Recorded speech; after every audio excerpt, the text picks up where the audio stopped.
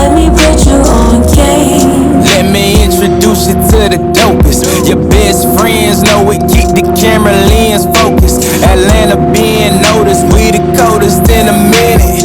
Time is how you spend it, just make sure you pay attention. From my city to your city, coming strong might put you on something you ain't seen before. Like homie, you ain't know the kings and queens that bring the things that make you know. Round of applause, I'm on my job, no clocking out. So tell me what is you talking about? See me on your TV, probably smiling like I'm about to take a picture. Spending money all type of ways, cause God knows you can't take it with you. Let me hit you with the fast dog. I ain't staying where I'm at, dog. I'm out here like a logo, man. I put that on everything. Big wings, I carry dreams. Ain't got time to just maintain. Succeed, my last name. Guaranteed I keep it swing. Standing on business, the Lord is my witness. I promise that won't ever change. Just let me do my thing, and I bet I put you Let me on put game. you on game. Talking about the beauty and the struggle and the pain. Speaking on adversities and gain along the way. Showing real love and uplifting names. On game, let me put you on game. Talking about the beauty and the struggle and the pain. Speaking on adversities and gain along the way. Showing real love and uplifting names. On game, let me put you on game.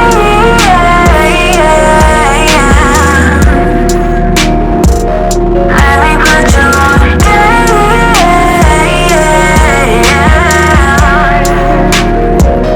Let me put you on game.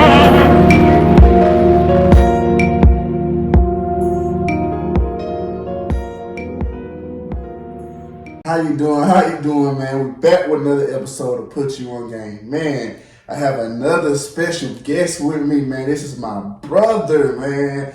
Put You On Game would not be here without this man next to me. I'm telling you. This man is a comedian, a real nigga, talented, everything, stand-up guy. My boy Say, man. What's up, my boy? What's up with you, man? What's going on? You know, this is my first episode recorded of the new year, actually. Ooh. Those other episodes I recorded like towards the end of December. Okay, so I'm the first. I feel special. I'm the first guest. Absolutely, man. This is Put You On Game, man. Put You On Game wouldn't be here without the guy to my right. Y'all know, y'all look at all my interviews I've ever done. I've been on other podcasts, other radio stations. I always say this man's name. This is Zay. This is the man who did the podcast first, who I was supposed to do it with. This is the guy right here. This is the guy. Hey, I just sparked an idea. That's it. You putting in all the work. So yeah. So this is the guy right here, and man, I gotta give this guy some love, man, because that's what it's about. You know, so giving this guy some love, showing him what it is, because it wouldn't be here without him, man. And I love you to death, man. I appreciate you so much, man, for that, man. Do you think I think we should still do one together? Yeah, I wouldn't mind doing one. I wouldn't mind doing one at some point. I just got to find the time to. Yeah. I'm trying to make this comedy pop, so you know, I barely have time for that. That's the only reason. Yeah. Do you know how the conversation with the podcast even came up? I don't even know. I think because I was working on one at one point, but I didn't even get far on my own podcast because I think I did like 8 episodes, but I was doing it at a studio. You told me. And it was expensive. Yeah. And then I was living with all my folks at the time, and so I really didn't have like the resources to kind of do a podcast and without any like noise and you got kids running around. That's and true too. People talking loud and stuff. You can't really do it. See, I like this space. It's quiet. You know. It's quiet now, but sometimes in some you still hear the background, people cars still be running around and shit, and loud ass alarm system. You still hear shit, man. Sometimes in the phone, in the It ain't gonna be like that forever though. Yeah, it ain't for sure, man. It's about growing up, man. If I remember, you told me, he's like, I want to do a podcast. He's like, I had a podcast, upcoming entrepreneurs, and then 10. I said, damn.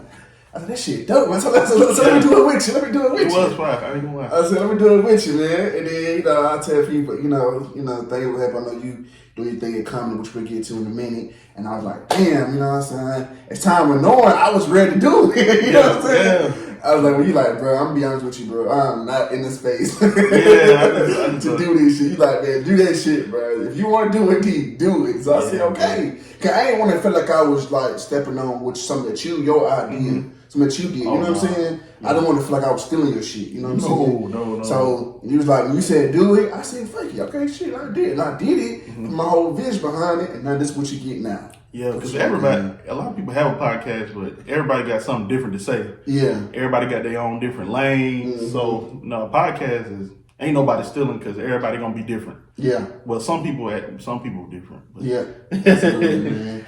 So, man, what's going on? How you been though, man? I feel like we ain't come up in so long. I ain't seen you in a minute. Man. What's been going on with you, brother? I've been good, man. I just been trying to be on a spiritual walk, just trying to stay prayed up more and get in my word. Try to go to church when I can. You know, I ain't perfect or nothing, but just trying to work on Being the best inner, my inner version of myself. Now I need to work on the outer version of myself. You know, get my physical right, get swole like you. Man, swole, yo. Man, my eye, man. I'm telling you, folks, swole. I want these folks to be scared out here, scared of me, man. Hey, man, I don't do nothing to you unless you fuck with me. Yeah. But yeah, man. So have you always been spiritual like that? Did you grow up in the church, stuff like that? Yeah, I did. Well, I say I didn't go to church like every Sunday, like everybody, like a lot of people say they have. Yeah. But I did go enough to where I had some type of foundation. Right. You know, so when I got older and like I came across some challenges and things of that nature, I was able to be like, okay, let me go back to my God that I believe in. So it's always important to have that foundation because when I got older, I had my own relationship with God.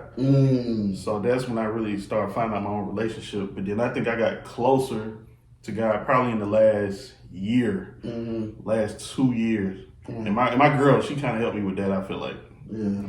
Shout out to her, man. I've been trying to get her on this podcast too. Yeah. Don't run. Yeah, don't run. Don't run. Come on, hey, man. I'ma Go out tell her. 70 80 folks that been in this seat. Don't run now. Yep. Don't run now. So let's get into it, man. So I know you talked about it last time I seen you. We talked about you going to college, man. You know, how do you feel about college today? Because I feel like as our parents and grandparents, you know what I'm saying, college meant more to them than it kind of means to us. What I mean by that is, at that specific time, it was like that was the only way you could compete with the white man, right? That's what they say. Education. Yep. Because it's one thing they can't take away from you, correct? Right. So that was the thing they said now. But in today's time, we have so many different opportunities. We have social media. We have everybody's content creating. Everybody's rapping. It's so many ways to like make money and start creating generational wealth. So Gilly Kid said something, you know, like college overrated, pretty much, because everybody he knows ain't really making shit, really. You know what I'm saying? Ain't really on his level. I did hear him say that. Yeah, he said that, and I talked about that. I agree with him on that because it's really true. Unless you're kind of like a doctor or a lawyer or medical field or engineer, like those type of fields. Like all those other fields, man, it's all in the air type shit. You know what I'm saying? Yeah. So for you being a college graduate, man, how do you feel about that statement? Yeah, I kind of agree with you in a way where it's like when it comes to college, okay, like me, I did journalism, right? And so with journalism, I feel like that's definitely one of the things you don't necessarily have to go to college for unless you're trying to be a news reporter or you're trying to be on CNN. Yeah, because now, like, to be honest with you now, everybody's a journalist now. Yeah, that's what you're saying for You real. get what I'm saying? Like, everybody, like, you have your own platform. You can put out anything you want to, literally, and put it out on the internet. So, you don't need a college degree to tell people what you think of certain things. You needed one back in the day to have your opinion heard. Yeah, you did. For you to even be on a CNN or be on a talk show or BET or anything like that, you needed a degree. Now you don't really need it. Like I said, unless you want to work for a major corporation like a CNN, a ESPN, or places at NBC, places like that. But right now you don't need it. Like you said, a doctor, lawyer, you definitely need it because we ain't trying to have nobody do surgery on us. Exactly. Don't. That's like the hardest job in the world to me. Yeah. Because you have people's life on the line. You know what I'm saying? Yeah. If I give you an ounce more, that you did. Like, literally though, like medicine, like it's so like in the air. Yeah. And people don't understand the pressure that is on a doctor or on people like that does that type of shit. A lot like, of pressure. Lot of pressure. But guess what? If you fuck up, we don't give a fuck about you that you're a human. We look at it, nigga, our family dead. Our man dead. We want to beat your motherfucking ass. We don't care about none of that stuff. Right. None of it. You know what I'm saying? We worry about the result. The result is she's gone, he gone. And so now we pissed. And you know what's crazy too? Mm-hmm. Even with the doctor thing, you got people on TikTok that consider themselves herbalists. People who like, you know, they believe in like healing people with herbs and stuff like that. And they consider themselves doctors. They don't do surgery on nobody because that's a whole different thing. But like they feel like, okay, I can heal just about any disease with herbs and different juices and stuff like that. You see a lot of that now. You do. So you got a lot of people who believe they're doctors. Yeah, that's true. Even to an extent, some people believe they kind of like lawyers. You know, some people. Yeah, to a degree, I definitely. You know, you look at the Young Thug case. You got a lot of people online that just they playing the role of a lawyer in this. Yeah, and they feel like they know about the case and they know what's right and what's wrong. So you feel like Gunna snitch, man? How you feel about that? Oh, man, Gunna ratted, man. I don't know, man.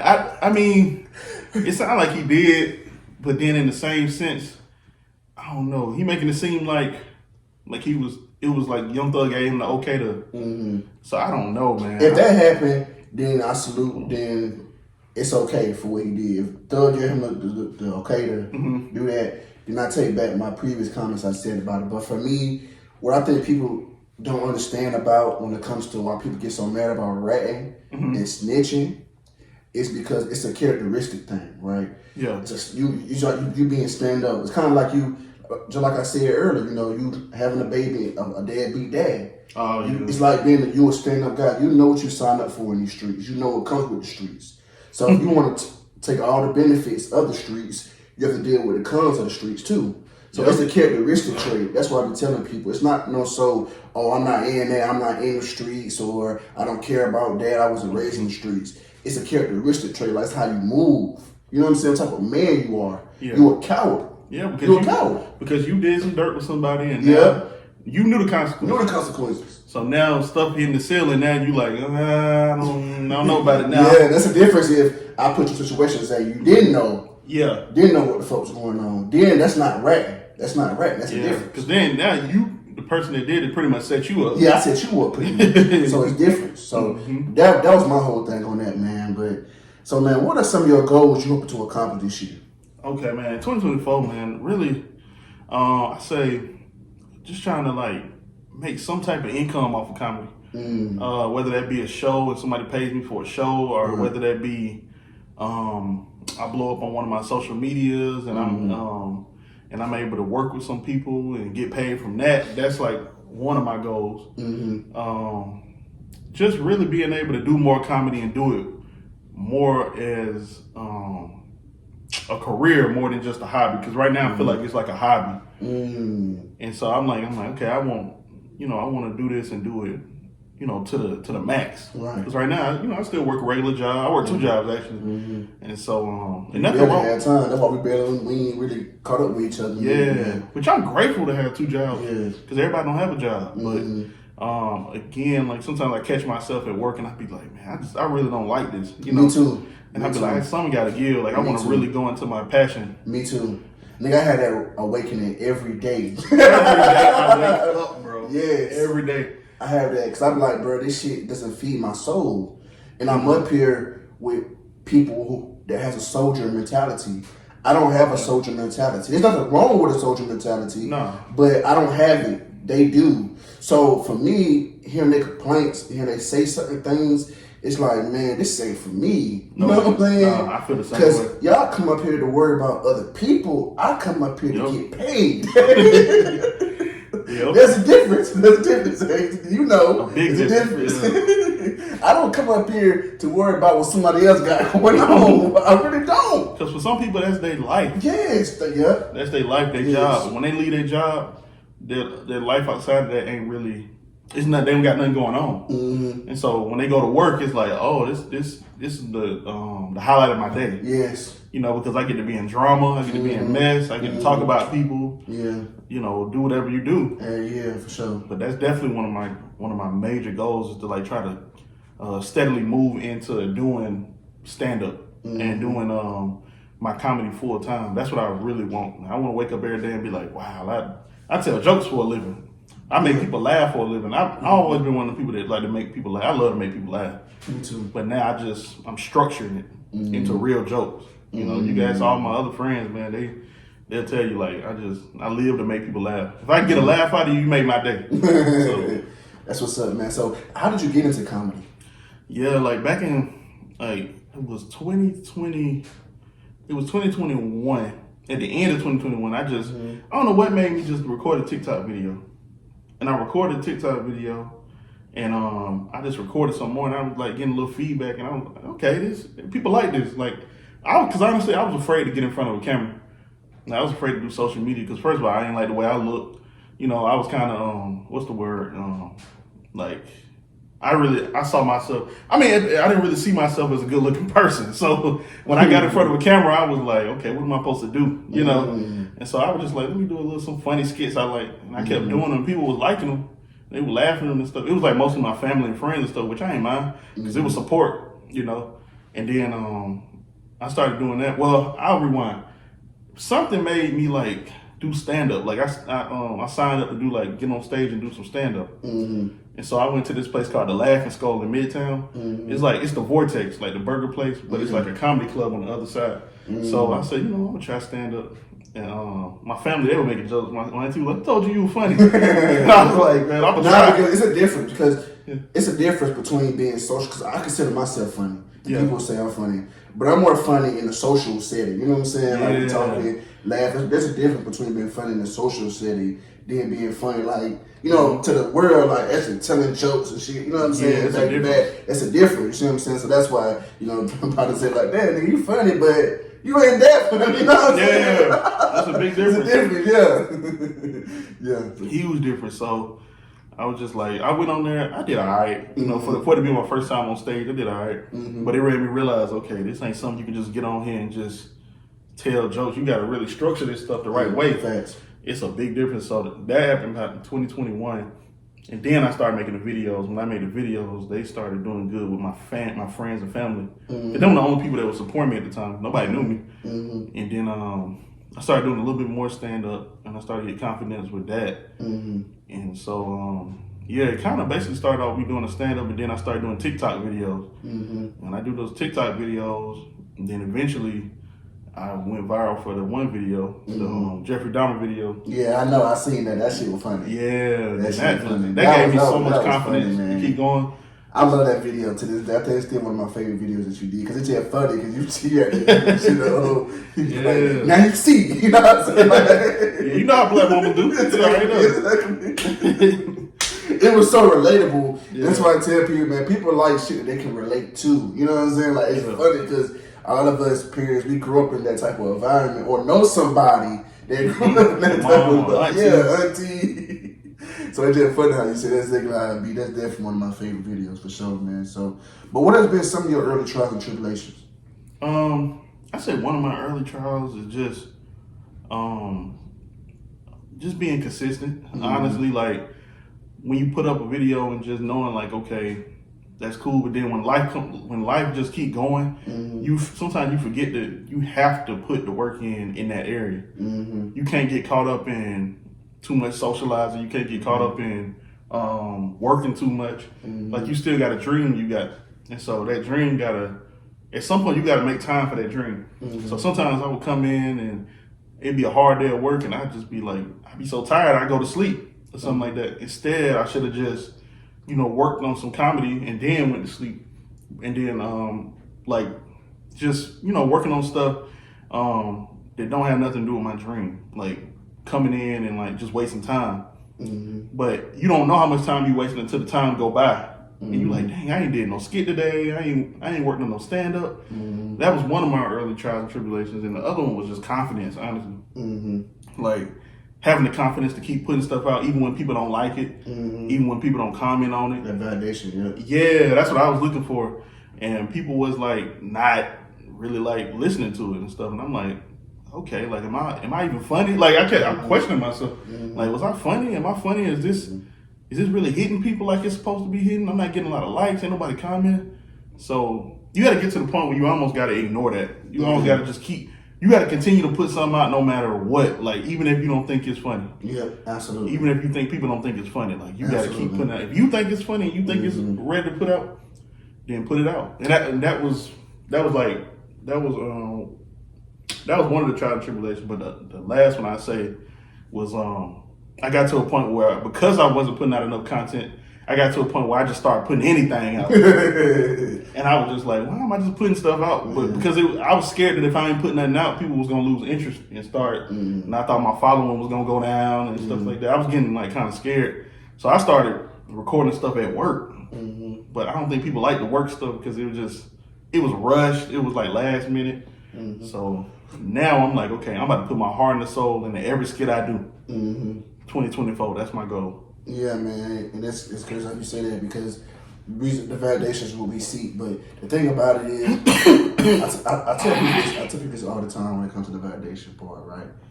When it comes to the validation, I know on my podcast that I said a lot of real shit.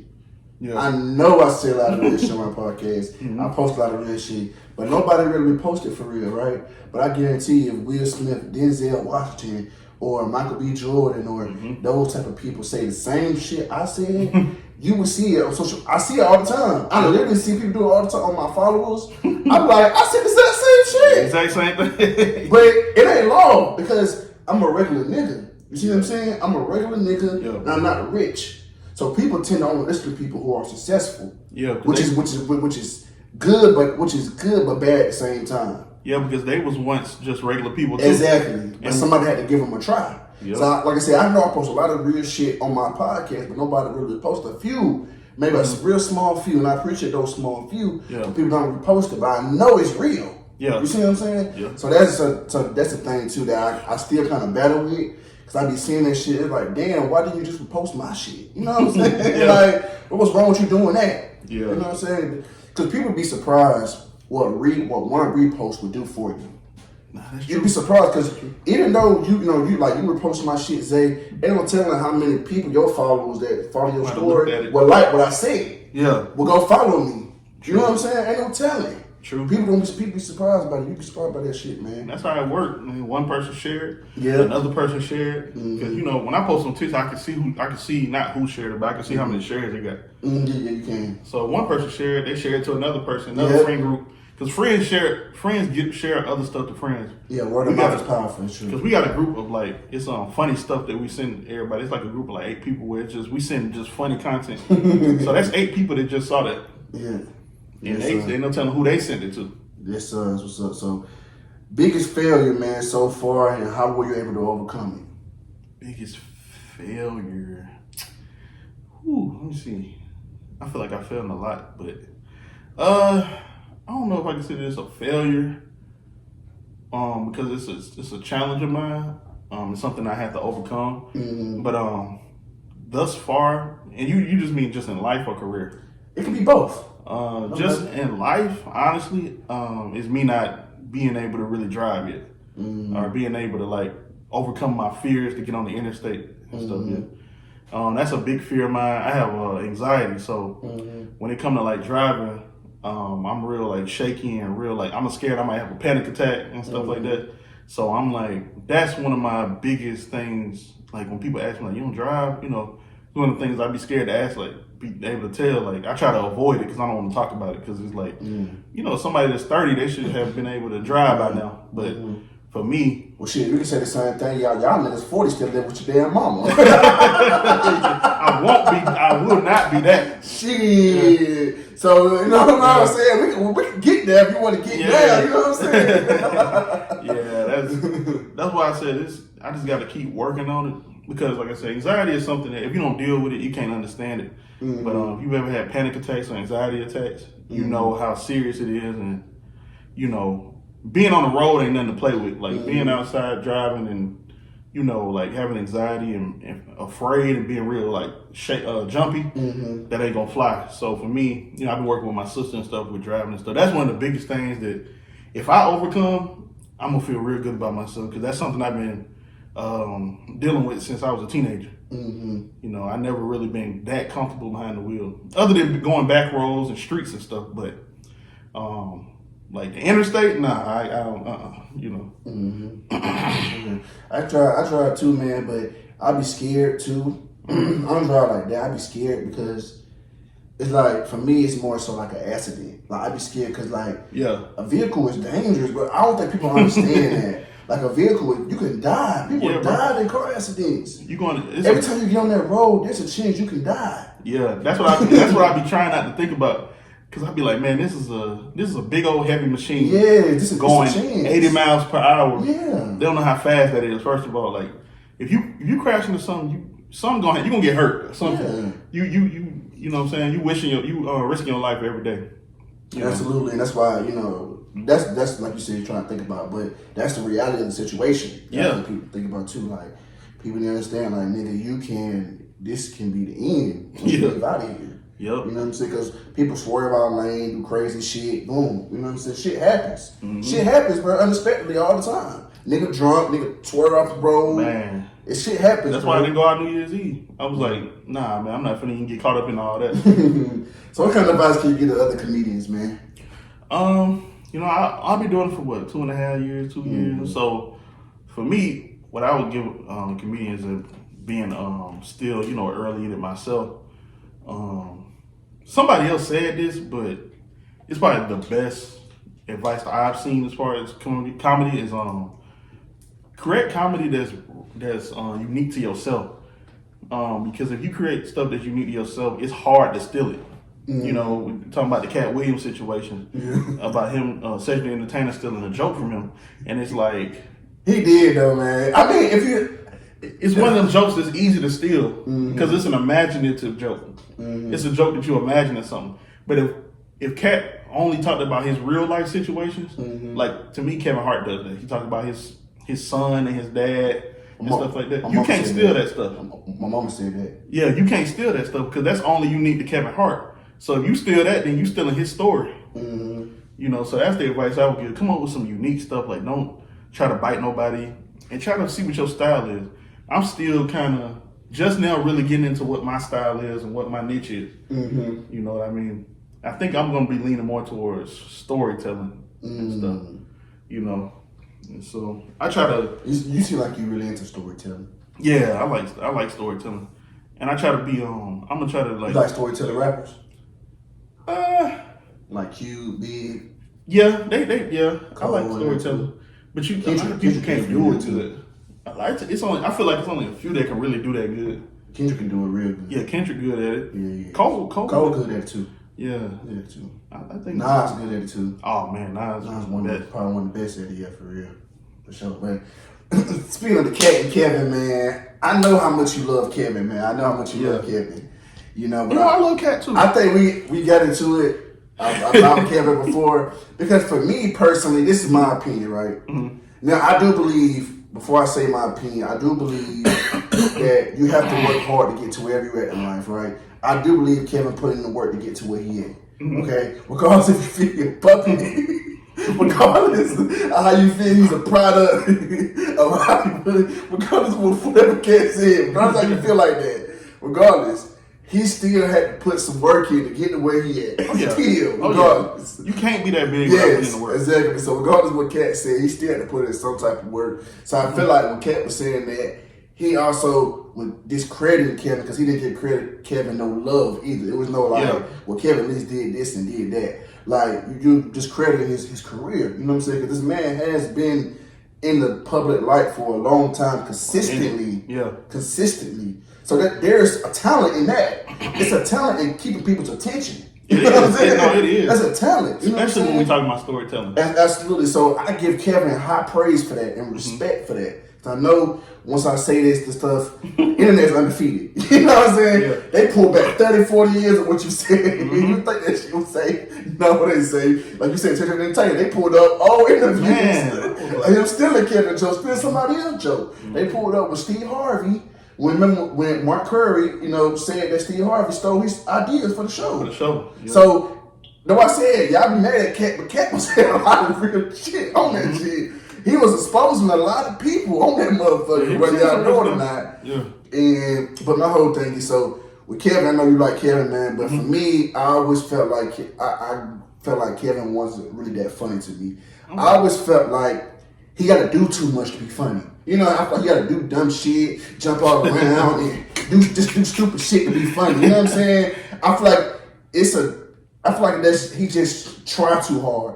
I like somebody, to me, I like natural fun. Someone who just can say some shit, make you laugh, like Katt, Dave, you know what I'm saying? Eddie, Martin, like, that's Richard Pryor, like, just say some shit that just make you laugh. Like, you know what I'm saying? Like, I ain't gotta just do dumb shit or fall on the ground. I feel like anybody can do that. Anybody.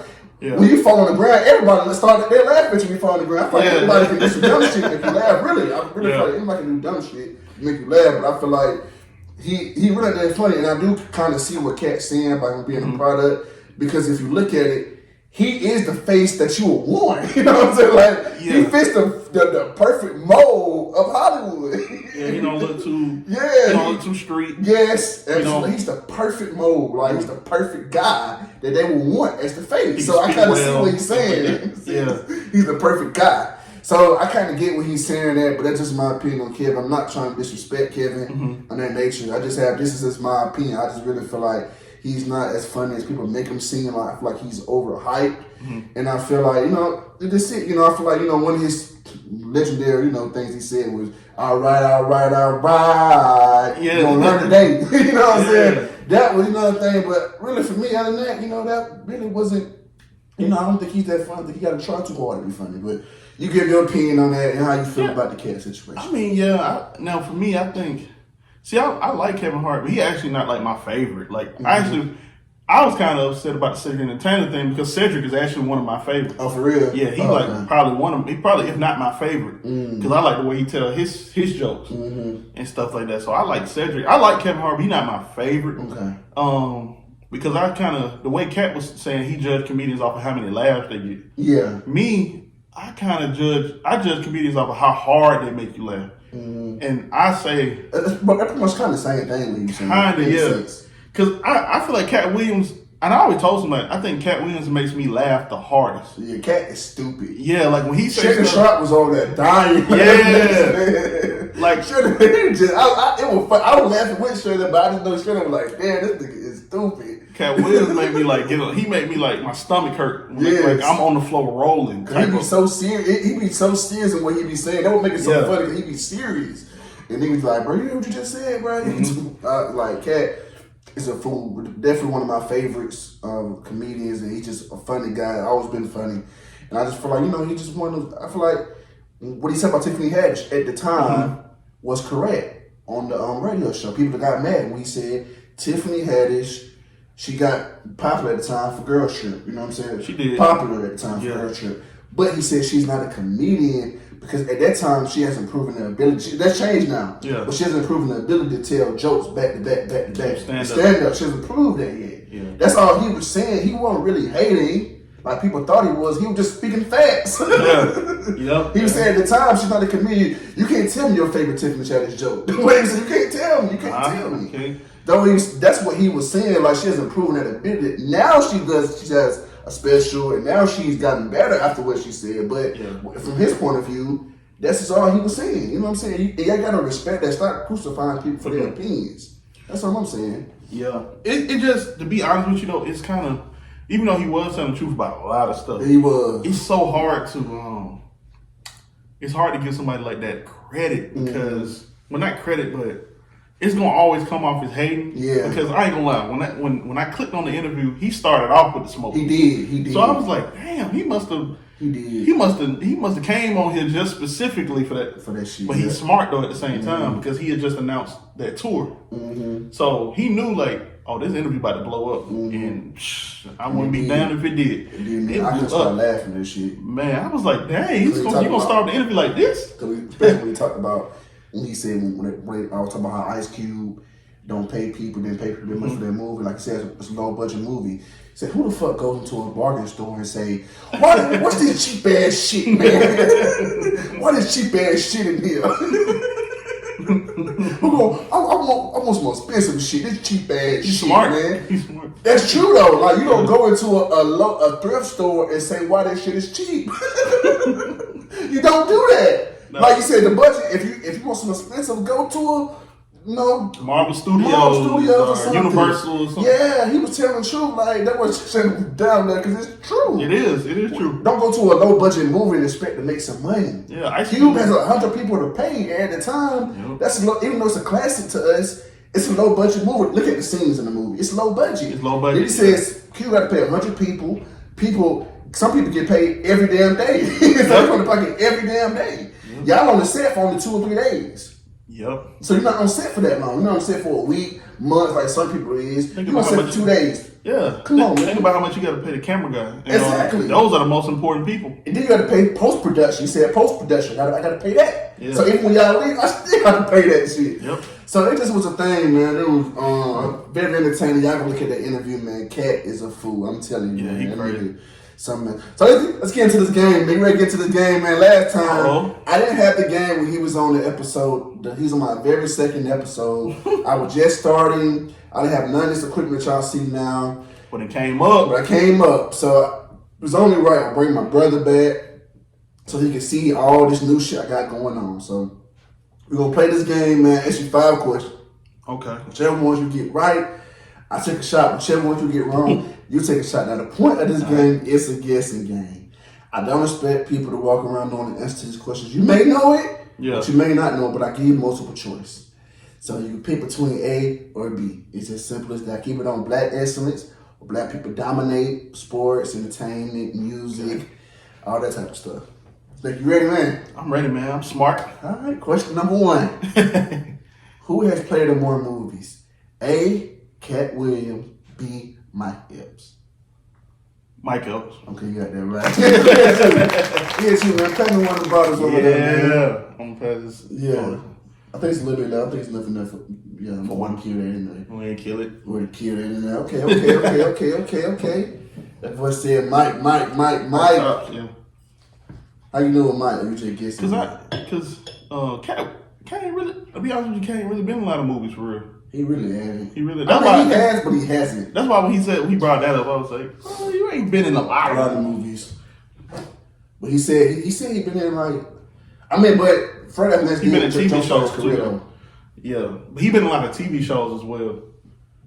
Yep. So he been in Atlanta and all that. Yep. I agree.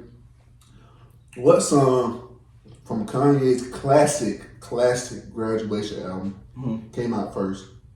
A, Can't Tell Me Nothing. B, Stronger. Can't Tell Me Nothing. Final answer. Yeah. Okay, you got that right. You tried to trick me. You tried to get me. I want to say I come as you wasn't your answer. I want to say I come as you wasn't your answer, man. Yeah, I knew because I was like, yeah, Can't Tell Me Nothing kind of came out like in the summer, I think, that year. I want to say so. Yeah. Is that your favorite Kanye album? It might be. It might be because I do like College Dropout. But me too. That's one of my favorite albums ever. I think to like if you want a road trip or something, Graduation would probably be better. College Dropout, you got to sit and think about the stuff he talking about. Yeah, and Graduation is less. It's less tracks on that too. Yeah, it's like every track really hit. More I like Barry Bonds. I like that. Big Brother. Yeah, literally every song on that album was a hit. Almost. Yeah, big features on the Jay-Z, Wayne's. Yep. Winning so far, man. Flashing lights. You winning so far. I only been beat 5-0 one time. That just happened. The episode that's out today. Okay. So you on good track. Turn up. Who has more 60-point games? A, Damian Lillard. B, James Harden. Damian. So final answer. Okay, you got that right. Yeah. I just thought you would get that wrong. Pass me that. You know, I know about some basketball now. How do you know with Damian though? How did you know that was Damian? Yeah, because Harden don't have a lot of. Harden went on a streak. He did, but he was getting like 40 and 50. He got a lot of 40 points point a game. But he don't have a lot of what kind of wine is that? I don't know what kind of wine. There's somebody that requested this wine before. Yeah. But Damon got 60. He just put up 60 last year, I think. Last season. Yeah. So, yeah. You say he just put up 60 last season, I think he put up 60. Your phone? Might be. Yep. Yeah. What's your phone? I got 3-0 now. 3-0. Turn up. How many number one hits does Rihanna have? A, 13, B, 15. 13. That's wrong. I thought man. Because I was like, maybe he's Yeah, gonna make 14. man. Maybe. See, you tricked me there. See, I thought it was gonna be 13 because I was like, okay. Let me know how that tastes. It tastes kind of, I don't know. It's sweet or A bitter. little bit. It tastes a little, Yeah. You had to pour away to the top, but I guess you want to go ahead and do that. Yeah, wine. It ain't. Yeah. As long as ain't no alcohol, I'm good. No alcohol. No alcohol. This will get you feeling right. Feel that going to feel It tastes weird. It probably just me. But yeah, man. Yeah, I got his ass one. Yes, sir. You already beating though, because you got 3 on them right. But let's end this on a good note. Okay. What year did the designer Gucci come out?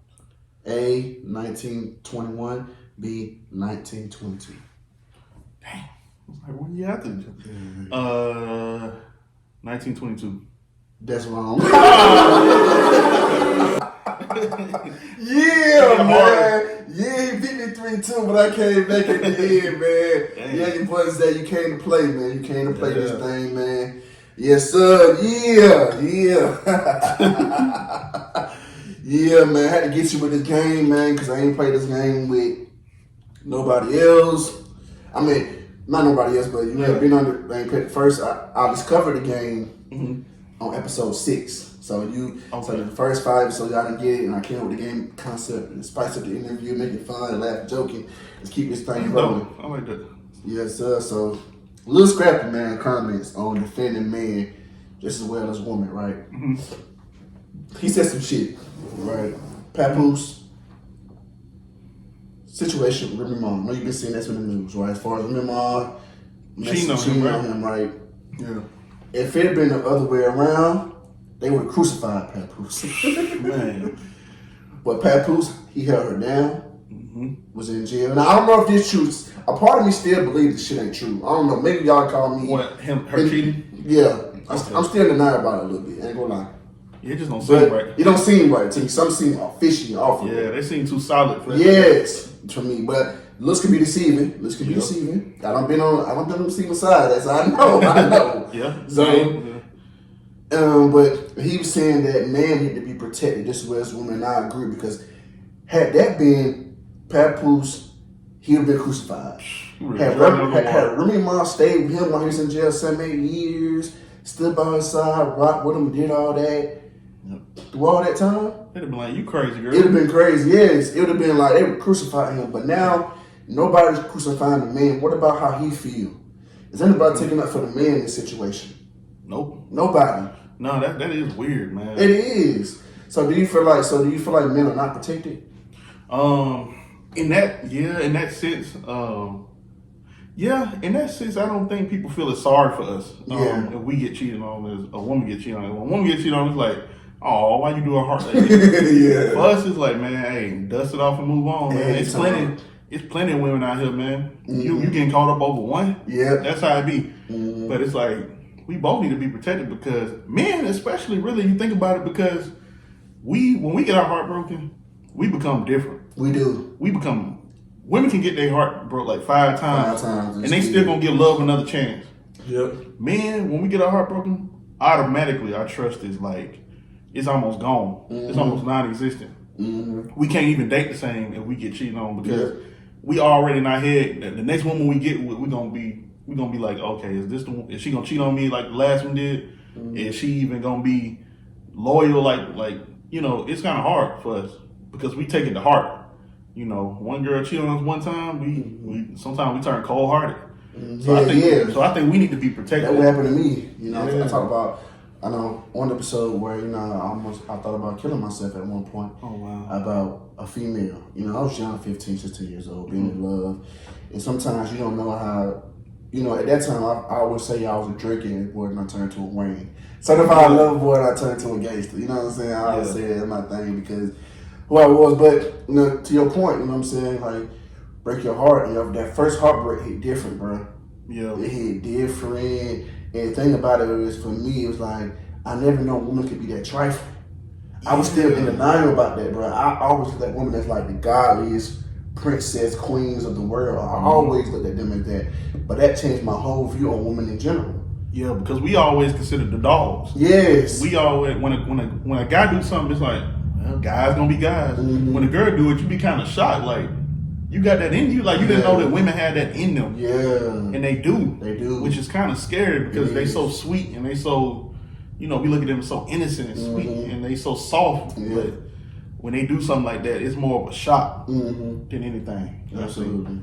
So that was me. So I believe men should be protected and women should be protected as well. So yeah, both. Because women, y'all want to be created equal as men, right? Y'all want to be able to do the same stuff, have equal rights and stuff, is right. Well, y'all want to be. Shannon Sharp said it perfectly. Women want to be equal to a certain extent. To a certain extent. Not all the way. Yeah. Y'all still want to be chased after earth. Y'all still want to be, you know what I'm saying, men run after you, come after you, chase you and all that, right? Yep. Y'all ain't chasing niggas, but y'all want to be equal though, right? Yep. I mean, hey. No, that's why I prefer women to be. I like the women who are girly girls. I like women that actually be women because at least they know that they know their role and they know how they want to be treated. Absolutely. So they're easy to work with. Women who want to be man sometimes, women sometimes, they don't know what they want, they don't know what they want to do. Those are hard to please. Absolutely. So who are some of the people, man, who inspired you?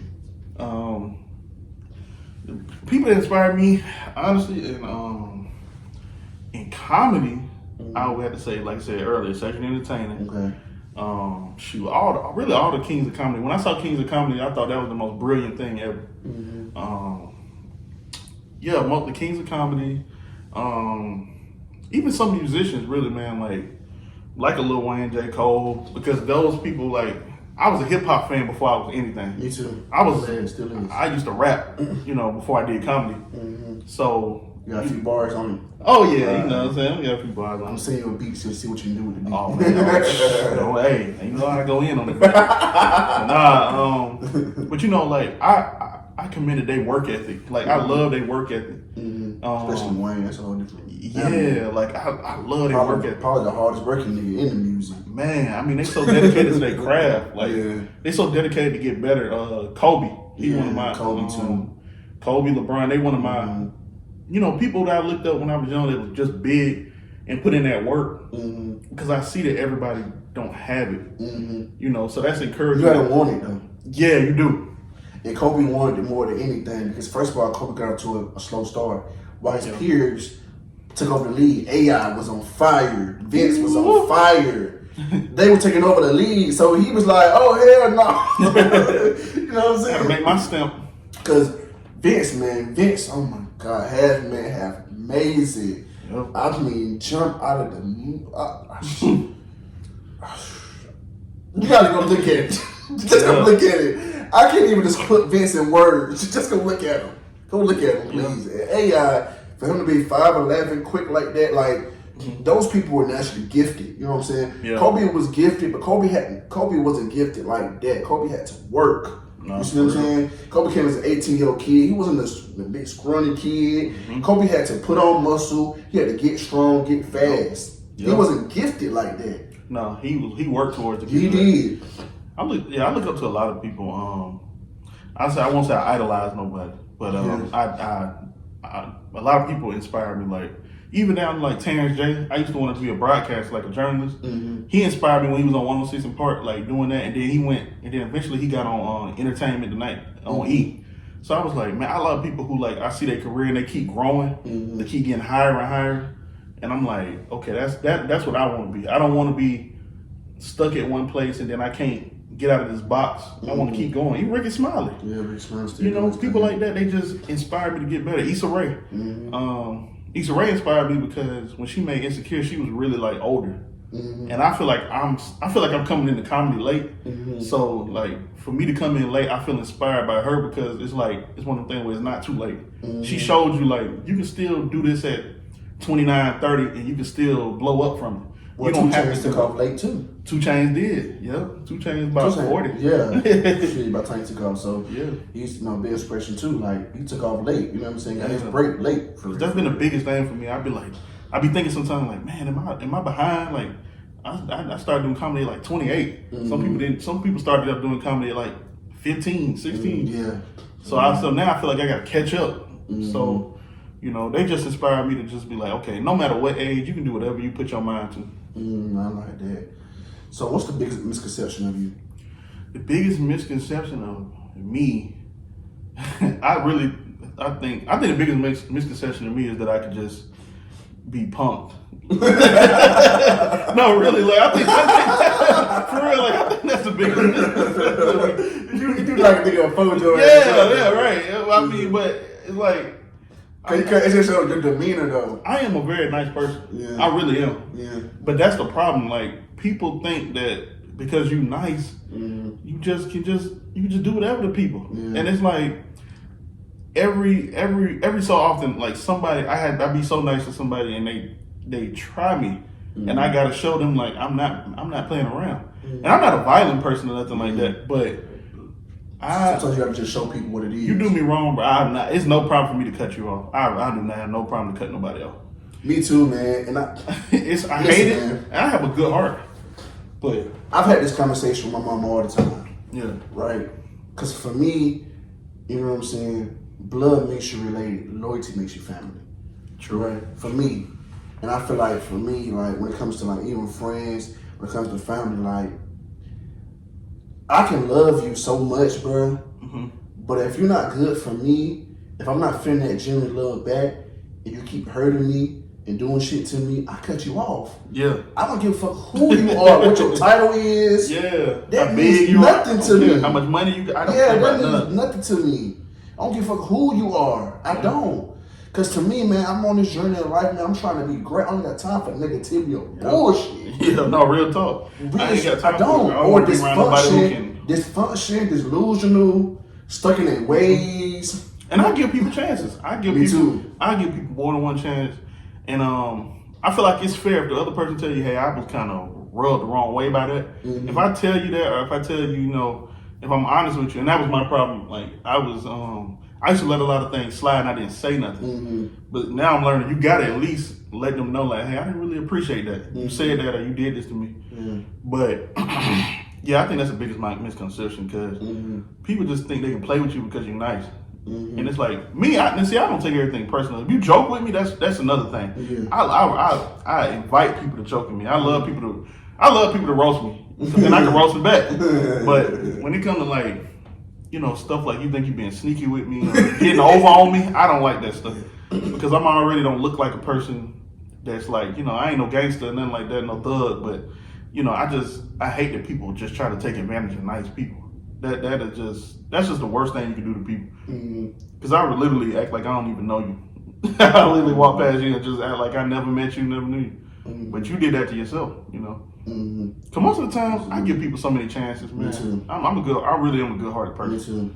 But to me, I give you so many chances, but if you cross that line, that's it for me. I have a certain line where if you go over that line, that's it. Yeah, certain things too far. Yeah, certain things ain't no coming back from. You know what I'm saying? For me, certain shit is like, okay, ain't no coming back from. I love you, but stay your ass over there. You know what I'm saying? Certain things. You know what I'm saying?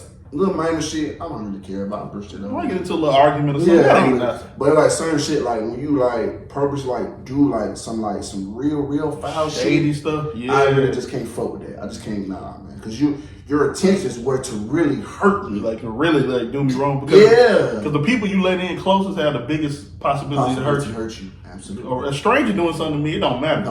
I don't even know you. Absolutely. I know you don't care about me. I don't know you, but if I know you.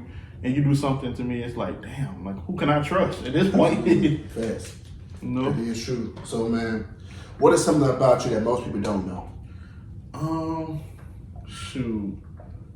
I'm a pretty open book, but let me see. What is something that a lot of people don't know about me? All right. Let's see.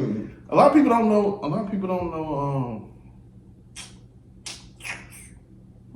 A lot of people don't know I won a championship in high school. In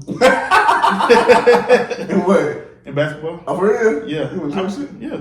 I didn't from my high school. I went to a private school. You went to a private school. Yeah, and we won a championship. You went to Clanbrook. Ah, I still went to Clanbrook. Nah, we won a championship. This guy's a gangster. His real name was Clarence.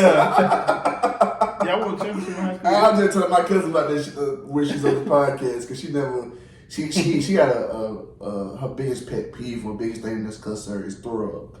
Really? Yeah, so she never looked at the whole 8 Mile because of throw up. Oh, he threw up in the first beginning. Yeah. And I said, look at this because I said it was so funny. Classic. Yeah, it's classic. It was funny when he said this shit for sure. But man, what is something that you haven't done that you're still hoping to accomplish? Well, can I say two? Say two. Go ahead. One is definitely get comfortable with driving to the point where I can hop on the interstate, I can go on road trips and be comfortable and not have any anxiety, no panic attacks, none of that. That is a big goal for me.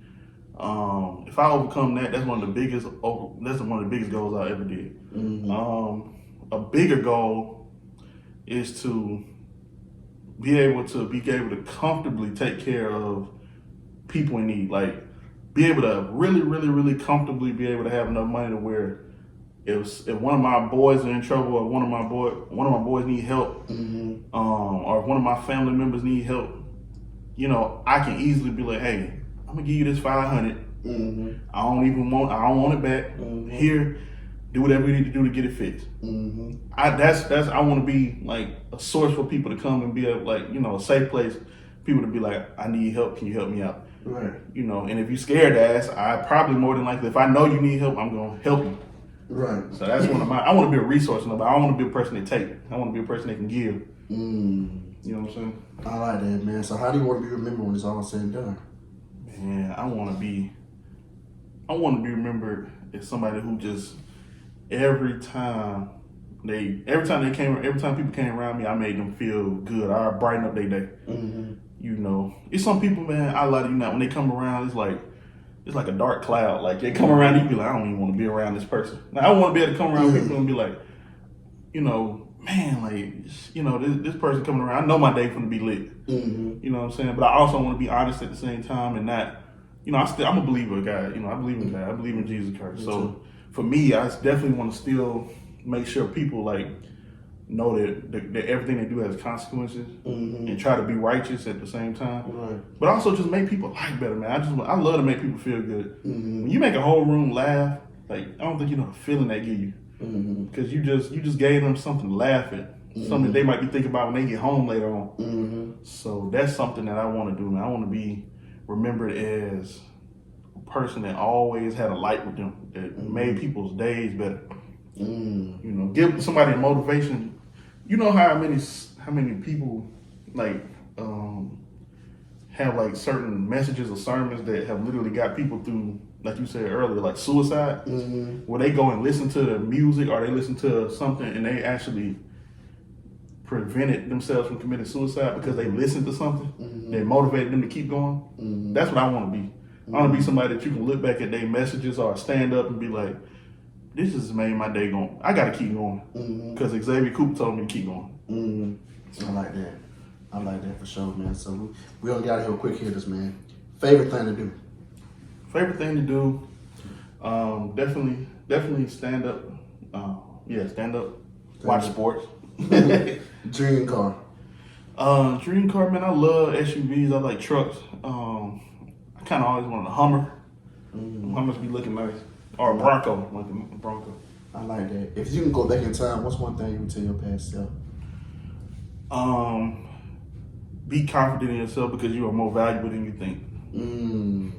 I like that. And last one, have you ever ghosted somebody or has somebody ghosted you? Both. Both. How that make you feel being ghosted, man? That ain't gonna lie, that take a hit to your confidence, bro. It do. It make you feel like you ain't nothing, bro. When somebody just completely just up and out of the blue just be like, yeah, I'm not messing with you no more. That feels so bad. Yeah, it does. But it's like, what you gonna do about it? You can't really do nothing about it. But I'm the type of person at this point, I want people, I don't mind. I want people to ghost me. Cause that's just another person I ain't got to deal with when I get big. That's just another person. That's a word. For real, that's just another person I ain't got to worry about with me because of who I am. I like people who rock with me now. Yeah. Because if I know you rock with me now, when I get somewhere, I know it's real. Because I'm like, you rock me when I didn't have no money or when I didn't have my own place and when I didn't have that stuff. Yeah, man, you definitely, man, one of the realest. You too, bro. If not the realest and just the greatest human beings. Appreciate that, man. On earth, man. You've always been solid. Like, always been solid. I ain't never have to worry about you doing something, going behind my back. No I ain't never had to worry about you doing anything. You just always been a solid individual, bro. And I love you to death, I love you too, man. bro. I love what you're doing, man. I want to see you keep going, keep prospering, man. Keep standing for something. Keep pushing the word of God, man. Yes. And continue to be great, man. Thank you. You too, Not bro. only in great in comedy, a great human being, my nigga. That's more important. Absolutely. Because you can make all the money in the world, but you still ain't. But if you ain't a decent human being, I'll still come fuck with you. That's fact. You know what I'm saying? So I can tell, man, you're great now. So with money's only going to enhance who you really are. So when you get money, man, you're going to be a really giving person. And you're going to look out for the people that looked out for you. And that's amazing, man. I can't wait to see it happen. You know, like you said, man, just continue to be dedicated, continue to push the word forward, continue to be consistent. 2024 is your consistency. Continue just doing your thing, man, and riding out. Appreciate you coming out here man. on this podcast, for man. having me, bro. I created this podcast for upcoming entrepreneurs and entertainers because nowadays people only care about you once you reach a certain status. And I show people that anybody can teach you something. This man right here is responsible for this podcast right here. I'm giving him the credit because this nigga is responsible. It won't be no put you on game. The idea, everything comes from this guy. This is my boy. Says the guy who invested in all this stuff, made this nice logo, all this this man, he did all this, bro. So don't let him fool you, man. I just told him about a podcast. That's it. He ran with it and he did all the work. So hey, anybody can spark an idea, but that's true. Anybody can spark an idea, but the idea of podcast won't even been in my goddamn head. I never thought about doing a podcast. It wasn't for you, man. I was like, we're gonna do this shit together. We still gonna do it together, man. I was speaking to the assistant. Yeah, D and Zay was doing a podcast together. I'm telling you, it's gonna happen in the future. I don't know when. Don't quote me on that. but it's gonna happen sooner than later. We're gonna do a podcast together. We're gonna get this shit together, and it'll probably be when you be farther on your career and I be further on. We're gonna do this shit together. He ain't got no filter. I got a little bit of. He got a little filter. Hey, I said, look at what he like the bad angel on one end. I'm like the good angel. Yeah, that's why I thought he'd make a good mystery. I thought it'd be good because of me. I'm raw. I'm like Charlemagne. You know what I'm person like Zay, you believe that? Zay, yeah. And I'm the type of person to give people the benefit of the doubt. I'm like, nah, dude, you know you did that shit. You did that motherfucking shit, dude. I see you yesterday, Mom. Man, I love you, man. It's always good laughs when I see you, man. What can we expect from you next? Really, man, I'm really trying to get my social media up and get more popular so that I can have more to bring to the table when it comes to like being booked for like shows or even going on tour with a bigger comedian or you know, just having the money to start my own thing if that's my route. You know, either the independent route or be on the route where I can or somebody can what's the word? They can see me and say, hey, come with me and do something with me. So that's my big goal, man. Just expecting more blessings when it comes to my comedy career. How can we find you on social media? My TikTok is What's Up with Zay. My Instagram is The Real Xavier Cooper. My Facebook is The Real Xavier Cooper. My YouTube is Xavier Cooper TV. So I got my most following on TikTok. Yes, sir. So y'all go follow my boy, man. You can follow me at A. Put you again. Simple as that. At P. You on game. Real simple as that. We got it here, man. I definitely appreciate you coming on this thing, man. My boy, really. Hey, man. And that wraps it up, man, for another episode of Push You On Game.